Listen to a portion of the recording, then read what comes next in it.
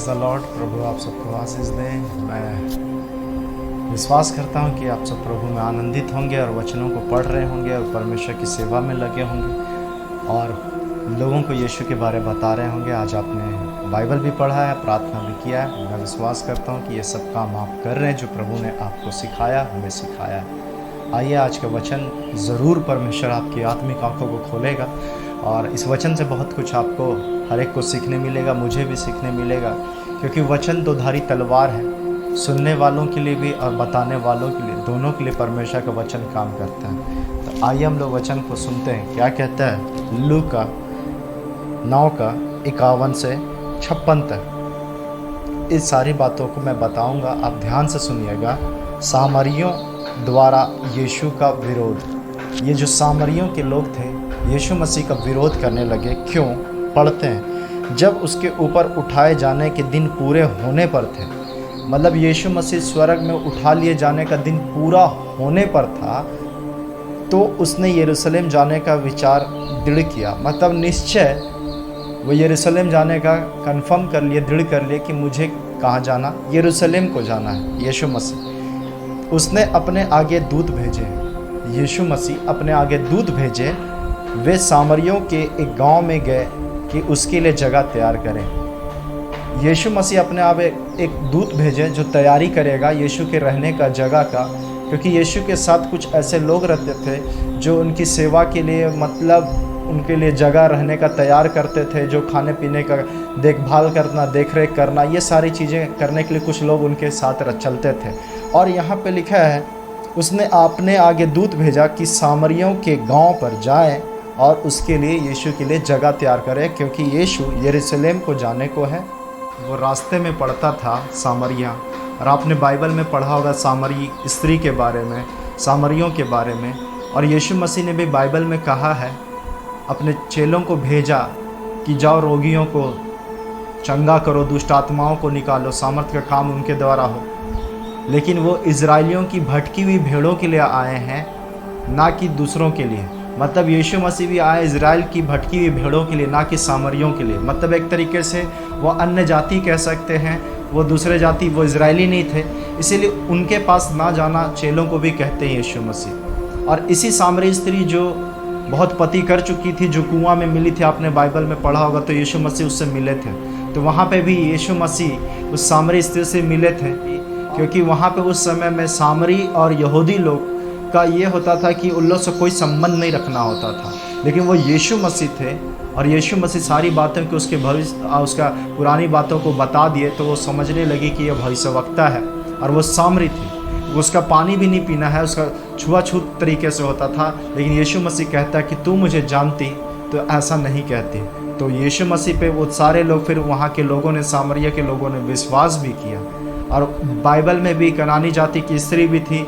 जैसे इजरायली नहीं है वे लोग, यहूदी नहीं है, फिर भी यीशु मसीह ने वहाँ पे उनके विश्वास के अनुसार वहाँ आश्चर्यक्रम प्रकट किया। तेरा विश्वास के अनुसार हो गया, मतलब विश्वास यहाँ बढ़ा। तो यहाँ पे भी यीशु मसीह ने चेलों को सामरियों के पास जाने से मना किया था, नहीं जाने के लिए। और यीशु को जाना था यरूशलेम, मकसद यहाँ था यरूशलेम जाने का। लेकिन रास्ते में सामरिया पड़ता था, तो जब वहाँ पे उसके जो दूत थे गए थे जगह तैयार करने, तो फिर क्या हुआ? परंतु उन लोगों ने उसे उतरने ना दिया, क्योंकि वह यरूशलेम जा रहा था। यह देखकर उसके चेले याकूब, यूहन्ना ने कहा, हे प्रभु, क्या तू चाहता है कि हम आज्ञा दें कि आकाश से आग गिरकर उन्हें भस्म कर दे? तू चाहता है कि हम आज्ञा दें इन लोगों को कि आकाश से आग गिरकर उन्हें भस्म कर दे, आग बरसे? क्योंकि इन लोगों ने यीशु का स्वागत नहीं किया और यीशु के वहाँ पे उतरने के लिए वो जगह नहीं दिए, सामरिया में स्वागत नहीं किया, वेलकम नहीं किया। तो उनका विरोध करने लग गए याकूब और यूहन्ना। और वचन में एक बात कहता है कि जो हमारे साथ है, जो हमारे विरोध में नहीं है, तो उन लोगों को परेशान ना करो।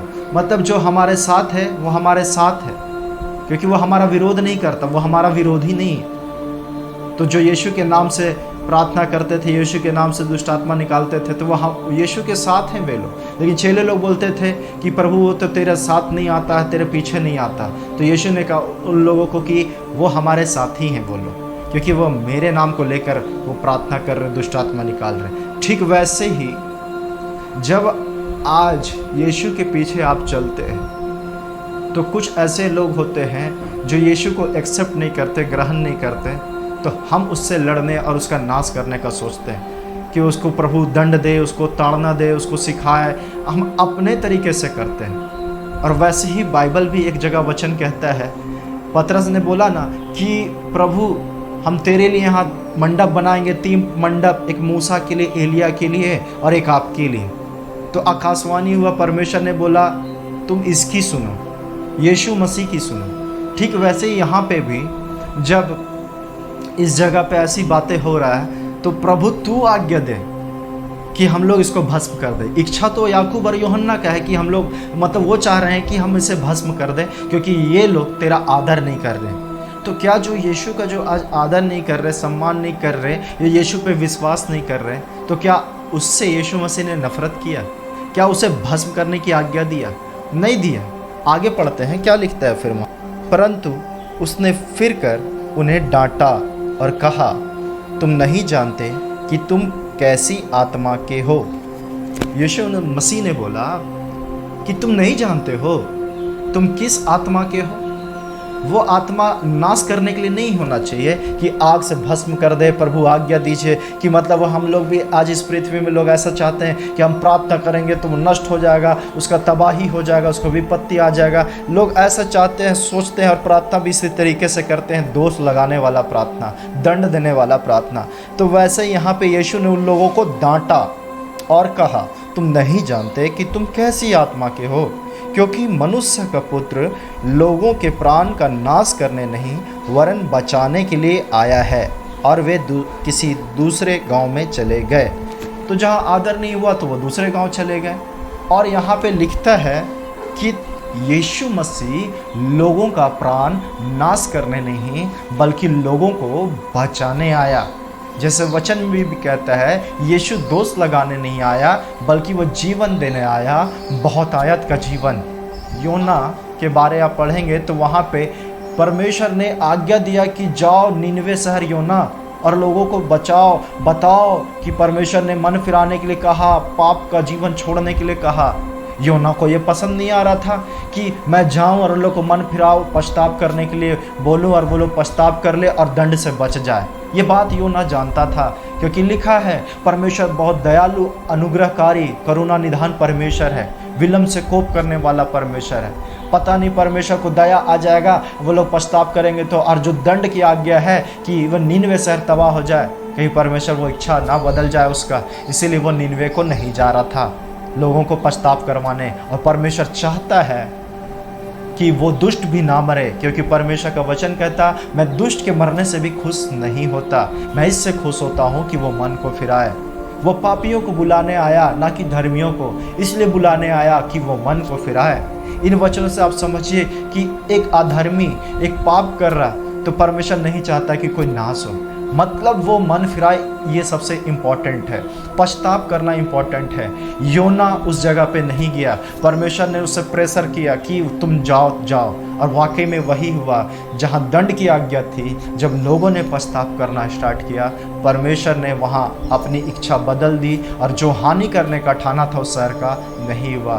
तो हम क्यों नाश करने में लगे हुए हैं दूसरे लोगों का?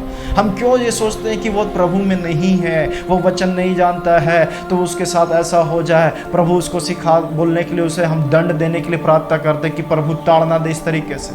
प्रभु यीशु मसीह भी नहीं चाहता है कि वो नाश हो। प्रभु नहीं चाहता है कि उस पर ऐसा कुछ दंड विपत्ति आए। प्रभु तो प्रेम से चाहता है कि लोग बदल जाए। वो नहीं चाहता कि वो छड़ी लेके आए, वो चाहता है कि लोग मन फिरा ले यीशु के प्रेम को देखकर, उस क्रूस के लहू को देखकर, क्योंकि यीशु आज हमसे प्रेम करता है। नीति वचन 24:1, बुरे लोगों के विषय में डाह ना करना और ना उनकी संगति की चाह रखना। बुरे लोगों के विषय में नफरत मत करो, डाह मत करो, लेकिन उसकी संगति मत करना, ये वचन कहता है। तो यीशु ने भी हमें यही सिखाया कि मतलब उससे नफरत मत करो, लेकिन उसकी संगति मत करो, क्योंकि बाइबल में कहता है 1 कुरिन्थी 15:33 में, धोखा ना खा, बुरा संगति अच्छे चरित्र को बिगाड़ देता है। पवित्र आत्मा हमें प्रेम करना सिखाता है, यीशु हमें प्रेम करना सिखाएगा और वो हमें चाहता है कि हम एक दूसरे से प्रेम करें, क्योंकि प्रेम अनेक पापों को ढांप देता है। प्रेम बुराई नहीं करता, प्रेम चुगली नहीं करता, प्रेम सारी बातें सह लेता है। यहाँ पे भी उस पापी के लिए हमें प्रार्थना करना चाहिए, उस अधर्मी के लिए, कि वो मन को फिराए, पछताव करें।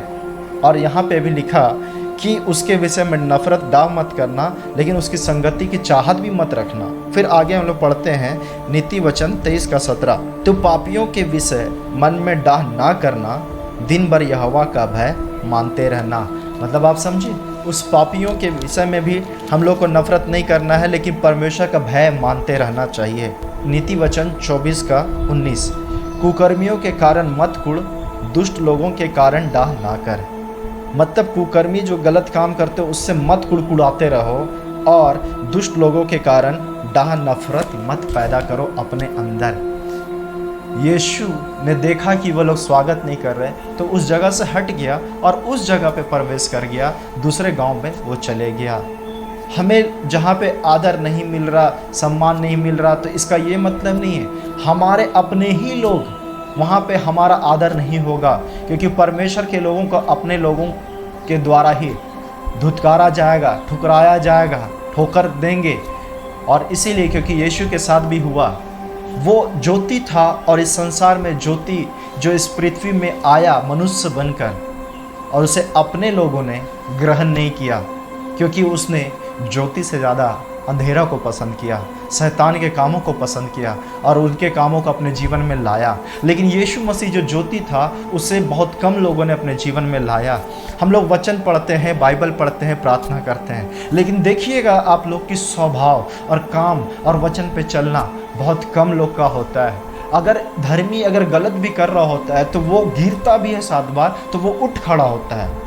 वो इसलिए कि उसके वस्त्र और उजले किए जाए। देखिएगा जब प्रभु के लोग गिरते हैं तो और शुद्ध पवित्र हो के जीवन जीना स्टार्ट करते हैं। एक प्रभु में चलने वाला व्यक्ति अगर गलत गिर जाता है तो फिर से नया बनता है, फिर से एक अच्छा जीवन जीना स्टार्ट करता है, क्योंकि वो अपने पापों को एक्सेप्ट करता है और प्रभु से माफ़ी मांग के दोबारा उस पाप में दलदल में फंसना नहीं चाहता, प्रार्थना करता।